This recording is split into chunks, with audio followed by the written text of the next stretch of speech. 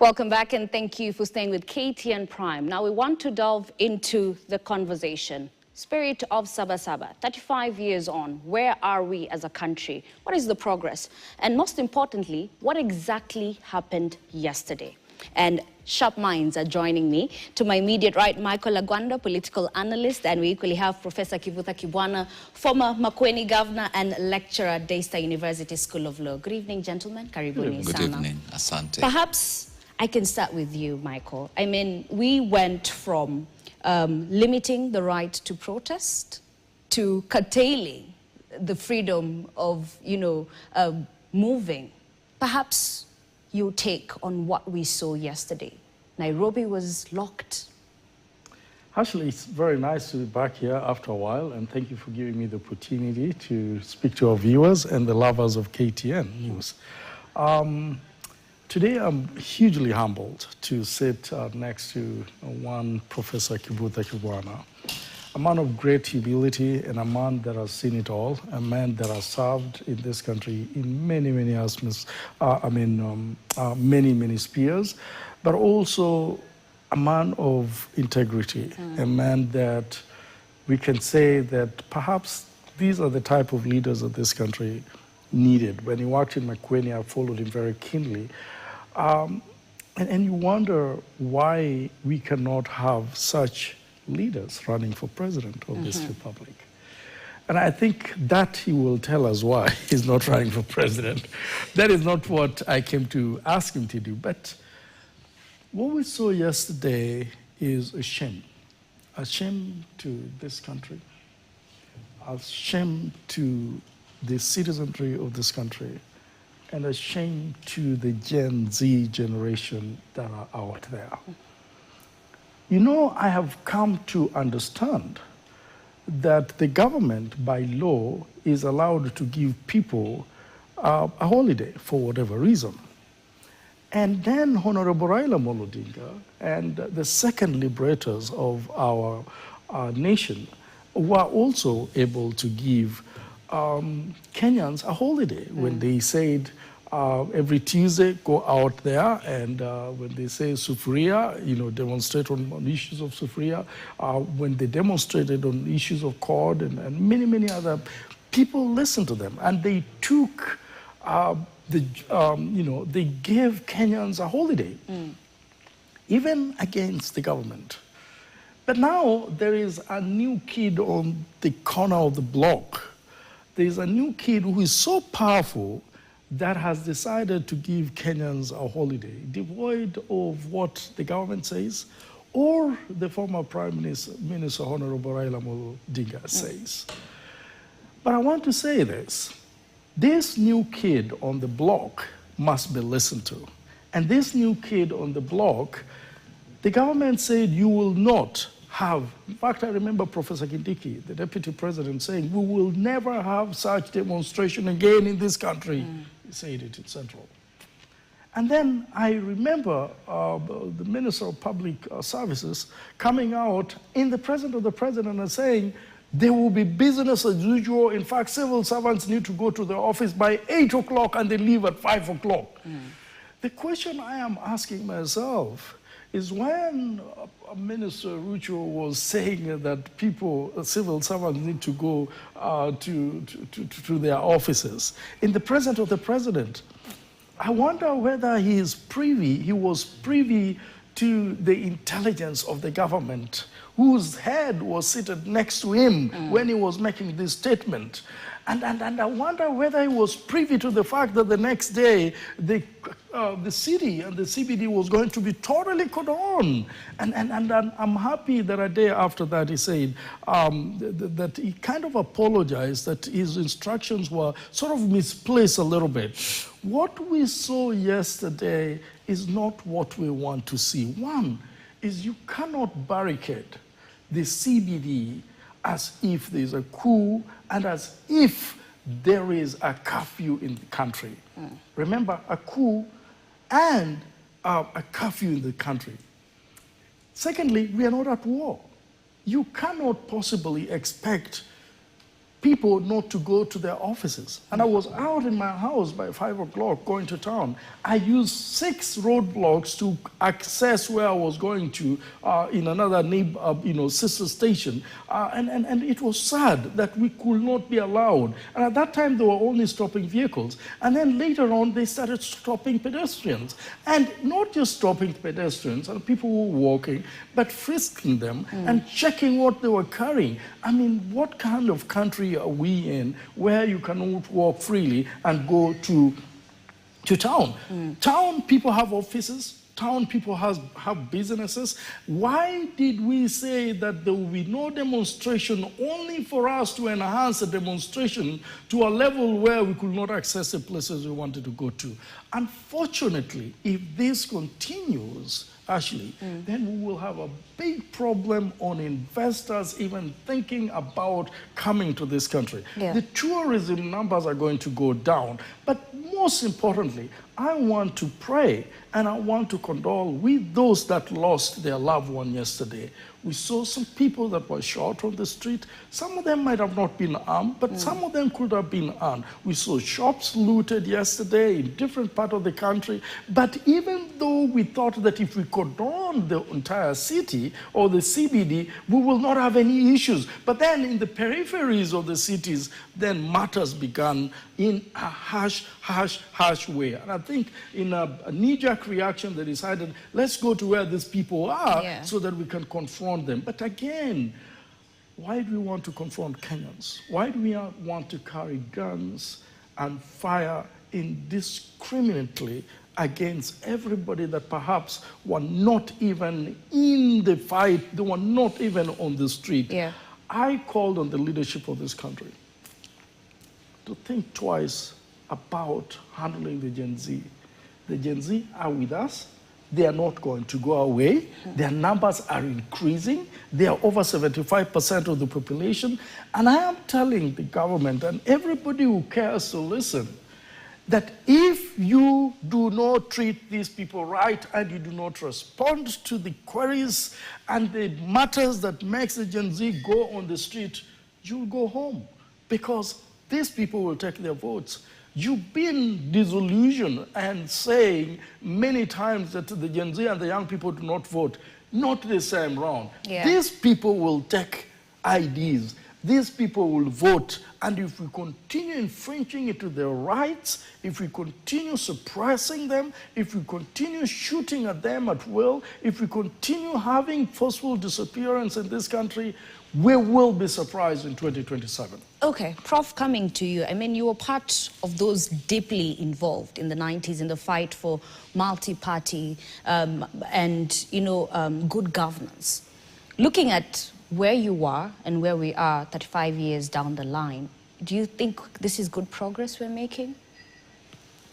Well, first of all, let me really say I'm very, thankful to be in this space, and there are many Kenyans who are proud of the Standard Group of companies. Thank you. And I'm one of them. Thank you. And thank you for your generosity at the beginning. And actually, you have summarized this whole debate. The problem is good leadership. Makes things easier for me. But I think there is something that you said that when in my youth we were asking for a return to multi-party democracy, when we began to ask for the constitution, and all those issues of young people, like university, young people, students, about what should happen so that they are included in Kenya. And even the issues, the socioeconomic issues, the land issues, all those issues, it looks like maybe apart from a short stint of the life of Kenya, when President Kibaki was in charge, at least, one could say that there was an indication that some of those issues were being thought about, although 2007-8 created a hiccup. So the point I'm trying to make is the more, time goes on, the more the same issues exist. And particularly for young people, indeed, they're even getting worse because when we have all these dialogues, we have the dialogue of Kofi Annan, we have, and there it is indicated clearly that Agenda 4, the socioeconomic issues, particularly youth disempowerment, needs to be addressed. Even when we come to BBI, we come to NADCO, all those reports somehow, and even maybe Bomas, I forgot about Bomas. Yeah. All those so-called dialogues, the youth matter is always discussed.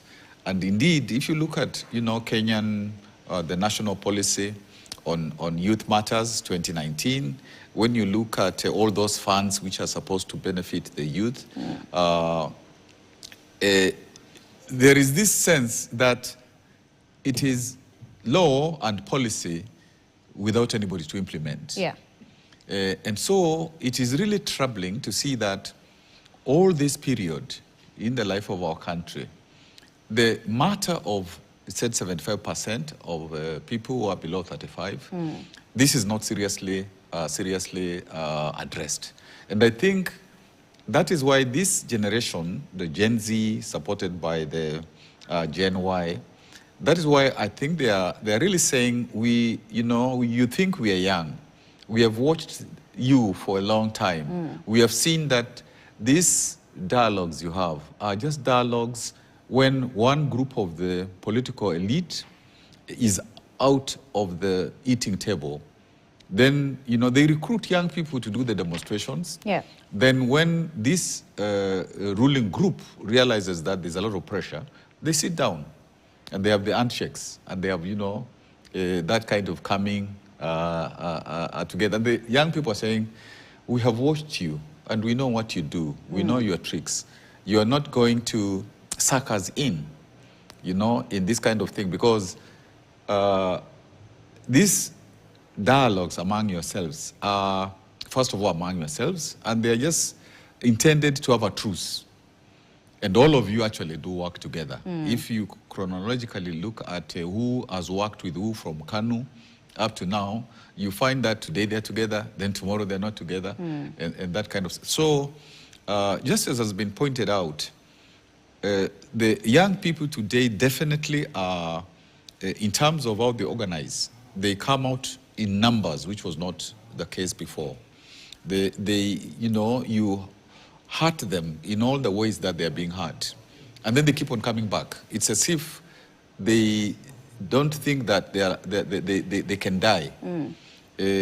So, like when one remembers the story of Kinjekitile, when, Kinjekitile, gave people some water and told them that the Germans, even when they shoot you, you wouldn't die.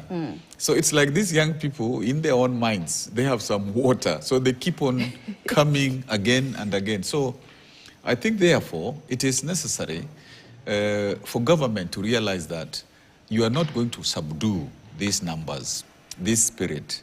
It is better there is another approach.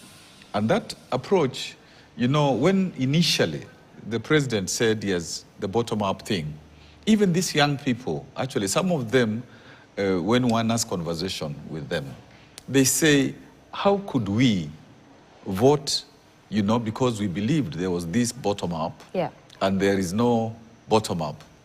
And you can feel the agony, of some of those, people.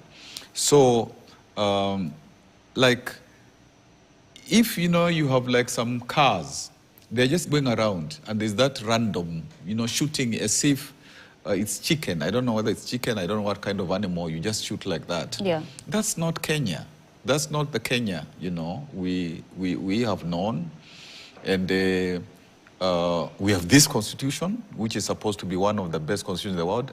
And what the young people are saying, it's like a nursery rhyme. Nursery rhyme in terms of implement the constitution. No corruption, government which works, no bad debt, we want lives. So it's like a nursery rhyme because it's so simplistic are not simple. And they're just saying, why don't you allow us a place where we can grow, where we can bloom, where we can prosper? And they come to Kenya, you know, with a flag, you know, with some water, with some handkerchief. Yeah. So these are not guys who are saying, we want to shoot you, or we want to, you know, do mau mau.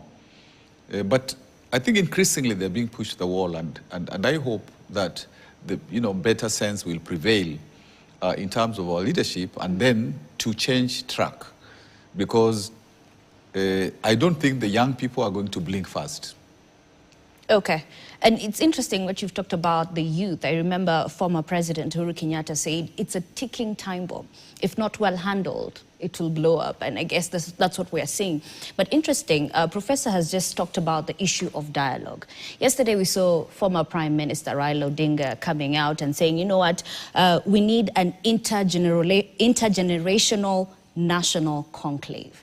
I mean, truly right now, is dialogue the solution? Professor has alluded to a number of dialogue that has taken place in this country. He's talked about, the NADCO report. He's talked about the Boomers report. He's talked about even the latest one, which we are talking about today, is a 10-point MOU that was signed by ODM and UDA. The question then that these young people are asking is, out of all this dialogue, show us a proper implementation of this 6-point agenda that we had previously, 10-point agenda. In the NADCO, there was 6-point agenda. Yeah. They were talking about issues of high taxes. They were talking about, issues of, things that really matter to this country, human rights and stuff like that. What about the 10-point agenda that they signed recently? Has it been implemented? Not really. Nobody is following up that. And no one is telling us that indeed the 10-point agenda MOU that was signed by ODM and UDA is being implemented to the latter. When you talk to the politicians within those circles, they will tell you that some of these 10-point agendas are not being addressed. And there's a bit of hue and cry, a little bit of quiet, discussions about it, and nobody wants to speak loud about it because, if we speak so loud about it, we might be seen to be fighting the government from inside. And to me, that is what Professor was saying, that if you look at all these gentlemen and ladies that seem to be working, they've been working together since the time of KANU all the way to this moment here. And I think that's what the young people are saying. The young people are saying it is not about the dialogue and national enclave, but it is about implementing the simple things. Fight corruption. And if you're fighting corruption, you need to start from the top and come all the way down. The Luo says the fish start rotting from the head. Yeah. And what we are saying is, we've not seen corruption being fought in this country as it's supposed to be fought. We saw President Uhuru Kenyatta, former president, coming out and saying we were losing close to $2 billion a day on corruption alone. What did we do about it? We changed, EACC for some time, changed the faces, but still remain the same. When we're talking about, the debts that have increased, Uhuru Kenyatta left when he had a debt of about 6.9 billion. 69 billion. Today, 690 billion to be exact. And today we have a debt of about $1 trillion, literally $1 trillion. And the question that the young people are asking, but what are you doing with our money? Why can't we see our money on the street? Why can't we see that money affecting our life? Remember when this government came into power, the first thing they said is that the coffers were completely empty.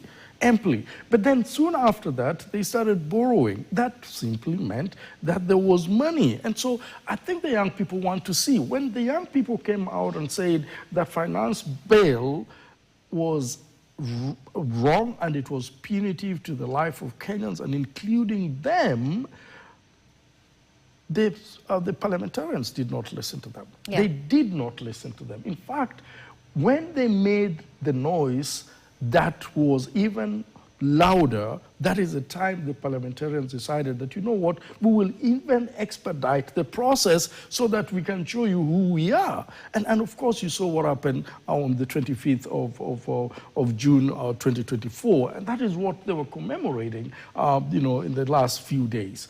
But one thing I have to say is, so long as we have the Gen Z out here and we don't address matters and think that by going to the non-political leaders or opposition leaders will be safe from the demonstration and the demand from these young people, is just behaving like a proverbial ostrich, where you put your head on the sand and you hope that the enemy is just going to pass away. We have to address these issues. Okay. And these issues, when the Gen Z says, we are here, but we can't get a job because we don't know those big guys. We don't know the members of parliament. You've seen in this, you know, more recently, members of parliament literally having application form for teachers and going with them to the funerals and asking their constituents on who. While there are people who've gone to school, cannot get those forms, we've gone so low where we are even hawking application, you know, opportunities from TAC being given to politicians. The young people are looking at this and saying, but when we go to school and we have all these papers, and then we don't know a politician, or maybe my father never voted for a politician, will I ever get a job? Yeah. That's what we're talking about. When we are talking about, when you're talking about job creation, and as soon as you came into power, the first thing you did was to make sure that Kazi kwa Vijana was completely put at the back, and it has never been. That was an initiative that was employing a number of young people. Here is what I want to say, Ashley, that we are in a generation where what you said yesterday can be brought into context with what you're saying today, and they can be on a screen. And somebody can see literally what you said yesterday and say, but man, but you said yesterday that we were bottom up kind of, you know, philosophy, and this is what we believe in. But what are you doing now? You know, and that is what is causing the problem and the jittery, and that is what is causing the haste among the young people. And another assumption is that the young people don't seem to have leaders, don't seem to know what is happening, don't seem to know how government. I can guarantee you, Ashley, that these young people, we have actuarial scientists in them, we have lawyers in them, we have doctors in them, we have journalists in them who have been trained and have no place to go. Before the members of parliament read the finance bill, they've already read the finance bill, and they can synthesize it and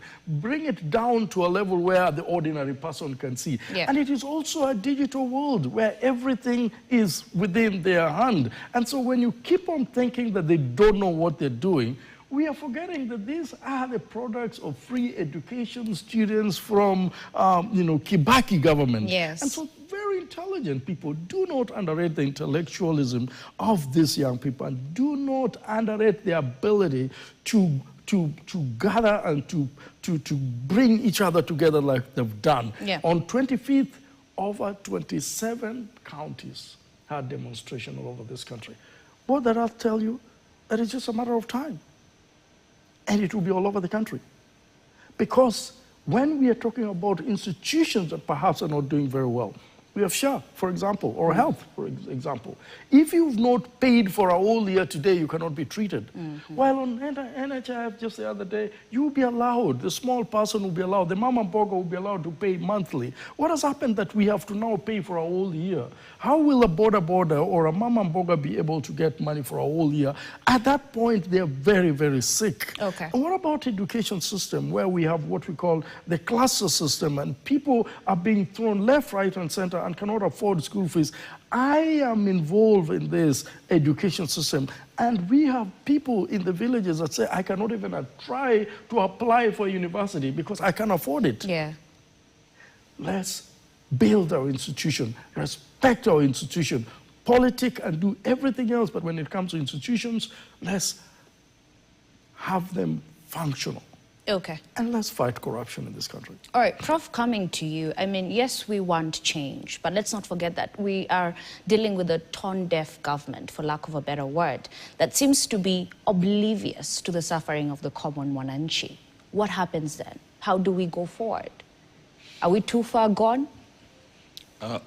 One thing that, one wonders about is these leaders of children in their homes. And a very simple rule of how a parent deals with their offspring, let me not call them children because they're not toddlers also, stuff like that, is you listen to them. If you don't listen to them in your own household, you run the very real risk of losing them, because they will reach a point when they'll be rebellious, they will ignore what you're telling them. Yeah. Even from that space, that household space, one should be able to know that even now when these young people are at large, you cannot ignore them and then they will do what you want. You will have peace. So I thought even these leaders should take that example of what is apparent you do and then reflect on it and apply it in the country as such. What I hear from these young people, they say, okay, we have time, we have, age, we will survive you. And we are many. If you think it's a solution to keep on, killing us, that's your province. You can do that. But when things change, there will be consequences. Okay. And from, experiences of other countries, when people have been involved in, crimes, then you answer for them. So I think if, for example, this system was able to take all those reports, and there are many, because even the Dungu report, there was the Truth and Justice, report, these recent ones. If they were to just sit down and say, okay, what, they have a lot of advisors and they're supposed to be experts. Yeah. They tell them, can you distill what we are supposed to do through these reports regarding young people, for example, and regarding all Kenyans? And then they begin to systematically implement, so that, and I don't know whether there is the time, but they began to do that, so that there is now some goodwill, there's some little light at the end of the tunnel. Yeah. Then people might say, okay, something seems to be changing, and, we will notice that. But if it is simply for them to say, we are going to do things differently, I don't think that will help. If, for example, even the people in the opposition, they go around the country and, they are campaigning and doing stuff like that, and I'm not begrudging them that. But what do the parliamentarians of their parties do in parliament? They are captured. They don't behave in the Senate and the National Assembly to really reflect these ideas that the young people have, these ideas that the people of Kenya have, all these problems. They are there, and by and large, they sit pretty, they vote as they are told. So that when now the political party tells us that they are with the Gen Zs and all that kind of stuff, then you ask, but how come that's not being articulated within Parliament? So I think it's a tall order to convince these young people that you are on the road, the Damascus moment. It is a tall order. So you have to really, first of all, stop denying them these basic rights. I don't know what you do to convince them that, you realize having abducted them, killing them, and doing that kind of stuff, that you have now realized it is wrong, and I don't know how you'll recompense, you know, for that. So my fear is that the government is going to reach a point and say that it must continue to dominate. And the young people are going to say, you know, we are not going to, you know, blink fast. Yeah. And so in that situation, that's how countries have gone to a very difficult situation, and it takes a while to come back. Like if it's Rwanda, you know, many countries, you know, that we know of on the continent.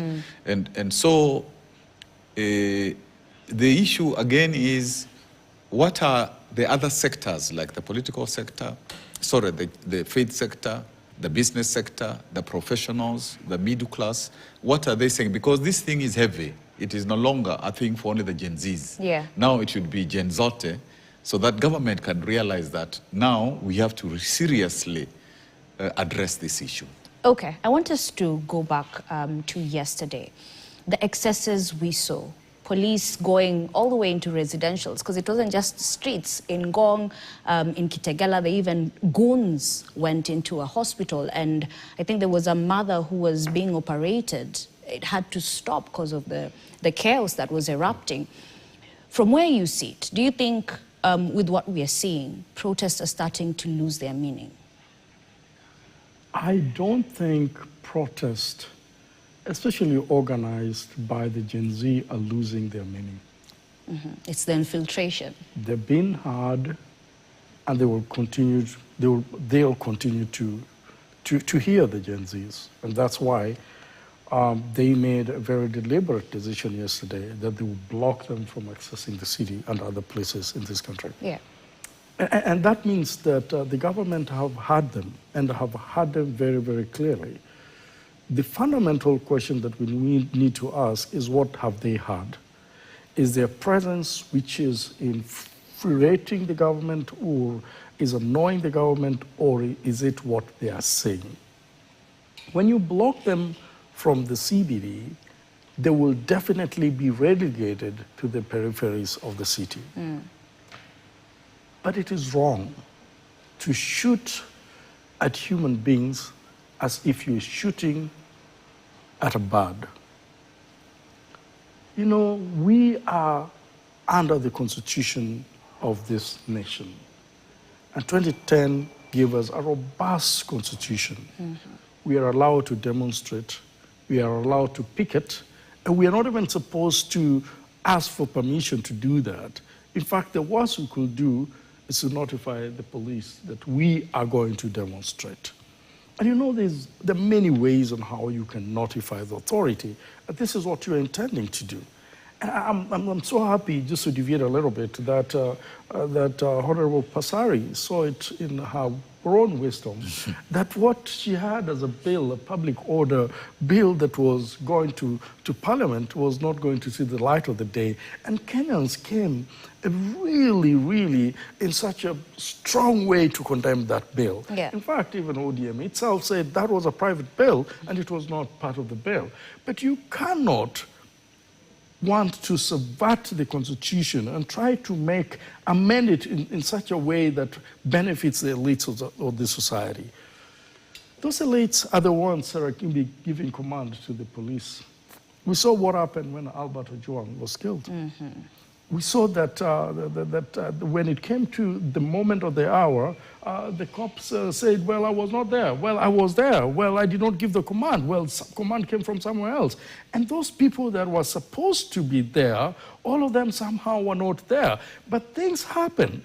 The CCTV camera was, removed from the hook and stuff like that. At the end of the day, even those that think that they will be covered by their bosses are now in court.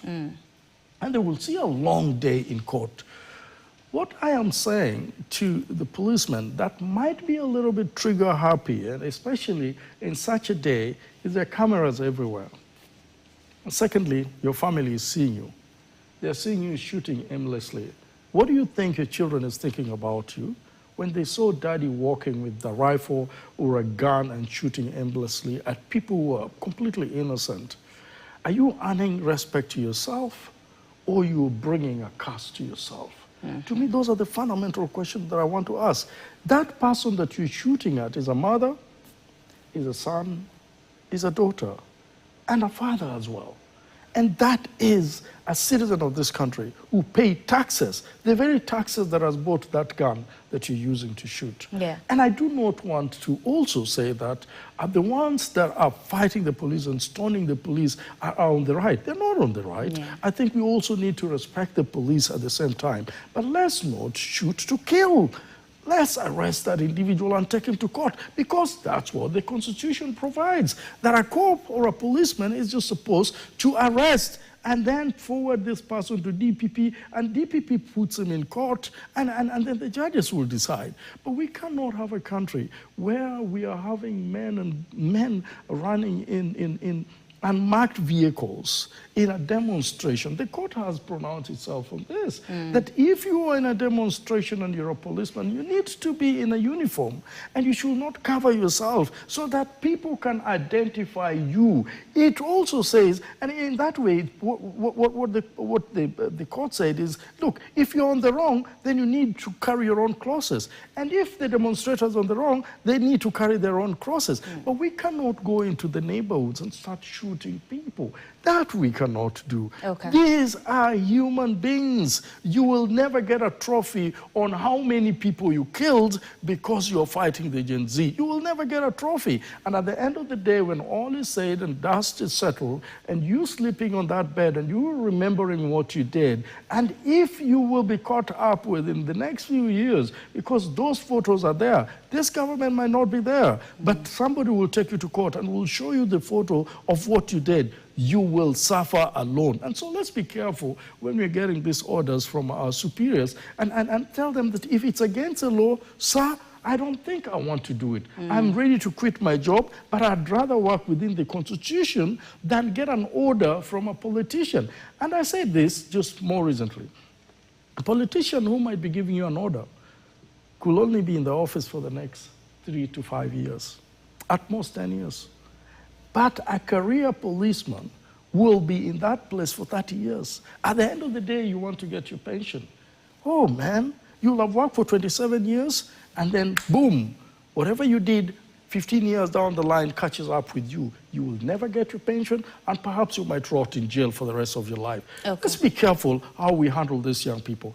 These are our children, and we cannot be trigger happy on them. Okay, Prof, I mean, what we saw yesterday, lack of empathy. I don't know if you saw the video of a police dragging a body that was shot. There's another one of a police in a residential area saying, utalala kwa fridge. I mean, if you look at some of these victims, wounds on the head, gunshot wounds on the head, necks. This is intentional. It doesn't look like it's an accident. Do you think perhaps they were emboldened by that order by the Interior CS Kipchumba Murkomen? And if so, right now we're seeing mothers who are saying that he needs to resign. How possible is it in such a government? Well, I think it's not easy to resign because for you to do that, you have to have this conscience, this ethical bent, to be able, you know, for example, in one of the Scandinavian countries, one minister made the mistake of buying chocolate on the credit card of the government, because the government gives them credit cards so that you can expense on things that are related to government business. But I think she maybe didn't know that. She didn't have her own money, or she mistook that card to a card, something. But she bought chocolate. So when this became public, she resigned. So, you know, in our situation, with, you know, the corruptions that, you know, the leadership does, and with all these things, you know, which have happened from time immemorial, that idea of, you know, I'm resigning. There was a time that the president could ask somebody to step aside, like during Kibaki time a bit, and they would stay for a long time. I remember being a double minister for 17 months because somebody had been asked to step aside.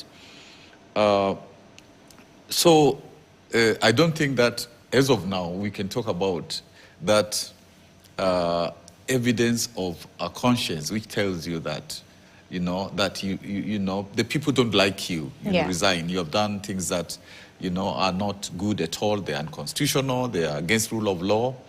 We don't have that culture, which we should, and that's part of what these young people are asking, that when you go into public service, you know that you're not going to be paid like you're in the private sector. And therefore, if you want to become rich, stay in the private sector.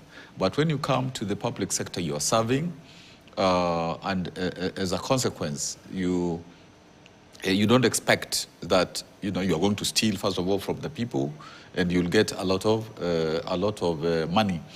But you see, because police are used to orders, so if you tell them that this is an order, you can do whatever, you know, you need to do, and you're protected, they will believe that they are protected, and they will do what you've asked them to do.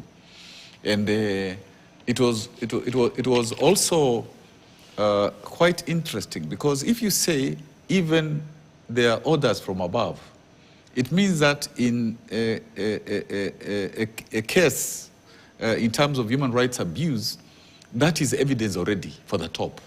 For yourself, you know, for the police who has done this illegal stuff, for yourself, and as well as for the top. So even in terms of measuring words, you know, and that kind of stuff, you can see that, you know, was not the case. And just to say something about what, and so when now therefore in Saba Saba, you can see that random, you know, shooting and so on. It's like there is something that is now motivating them, and you can, you know, get into the Subaru. And you know, make a round and be happy, trigger happy. And sometimes when there are operations, when there are these big operations, people get allowances, special allowances for these big operations. So some of those guys think that, you know, today, you know, I'm going to, you know, make some money because it's special operation. But again, we must say that there are police who do their job. There are some who even of people of faith, there are people of ethical, so that we are not saying that all the police are trigger happy and they are, you know, bad people. But I think this idea that when you do illegal things, you know, it will catch up with you, even if it doesn't catch up with you in your own conscience. But the law, you know, when you do a crime, there is no time limit for when you can be brought, you know, to court. And just to comment a little about what Madam Honorable Passaris is trying to do, it's like to get us back to the public order of the one-party state, where you had to get permission, where, you know, actually it was not easy, and through actually demonstrations in the 90s, through the National Convention Executive Council, you know, through those kind of demonstrations, the Public Order Act was now changed so that instead of getting permission, which you are normally denied to demonstrate, to have public meetings even, now it became a question of you just give a notice, you know, and that was it. But now you can see this many years later, there is now an intention to take us back to that era, and by not following a lot of the Constitution now, it is like saying that we are in the, you know, one-party era, 1963, how the Constitution was amended up to 1990. So it's like some guys are telling us we are going to be in the old Constitution, which obviously is not tenable whatsoever.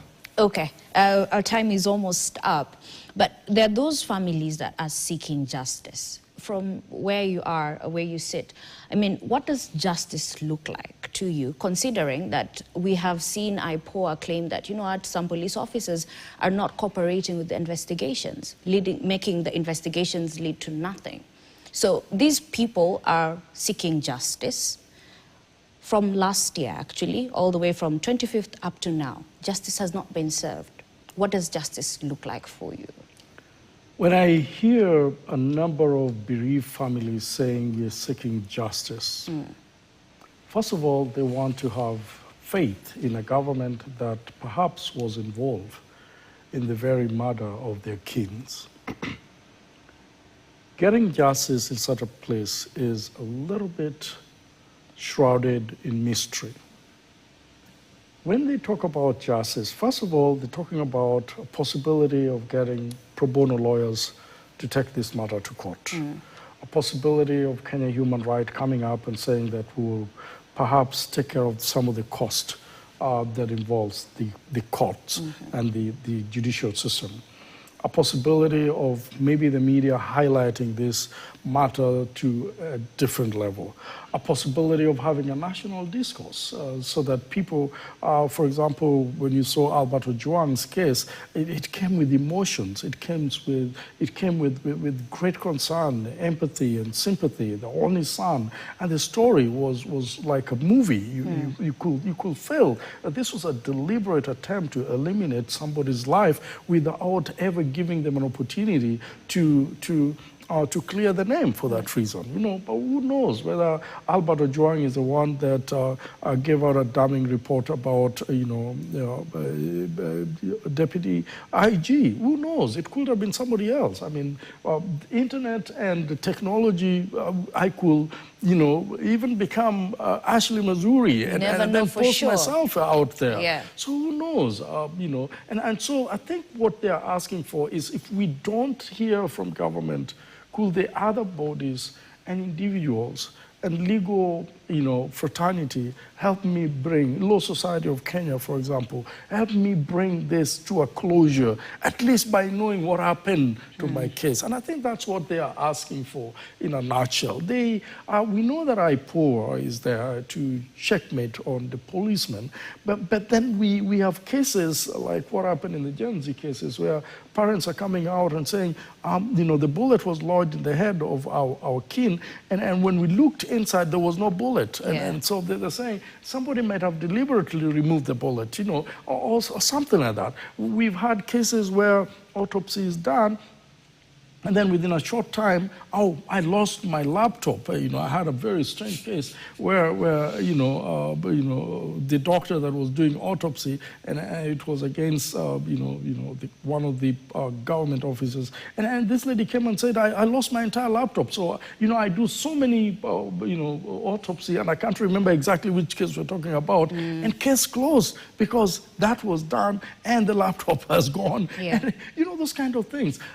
It is sad that we are having a place to go to, which is the government, that we want to distrust to handle justice. Okay. Because the justice need to come from government. All Government need to fight for us. I pray that we'll change the way we handle the situation and the demonstration in this country. And we'll, let's be human for God's sake. We go to church and our leaders fill the churches every single Sunday, and they sing songs and hymns, and they give testimonies and quote Bible. If you serve a living God, you have no right to terminate one's life, whether it is because of the position, on preserving the position you have, or whether it's because you want to go higher and higher, or whether you want to stay there longer. I can tell you, if you serve a living God, you'll have a case before him. And it will be very difficult to answer those cases. All right, Prof, I'll let you have the last word, and I'm sorry, because we only have a minute or so you have the shorter end of the stick. But perhaps this decaying trust between public and government institutions, how do we build that as you finalize? I wish the president, I don't know how this can happen, he went back, and I'm saying this with a lot of respect, because normally I respect people. I should. He could go back to when he began, and even slightly before he began, when he talked about bottom-up, when he talked about all those things, and then, ask himself, is this doable? What do I do so that I can court favor again, you know, and I hope it's humanly possible, because it's really a major thing that must happen, so that Kenyans can say, okay, this looks new. And so without that seeming new thing, we are going to continue in this green lock, and the young people are going to be unrelenting, and there'll be, you know, a lot of losses, particularly of lives and of futures and of that kind of stuff. And, you know, there's one thing that perhaps sometimes is escaping us.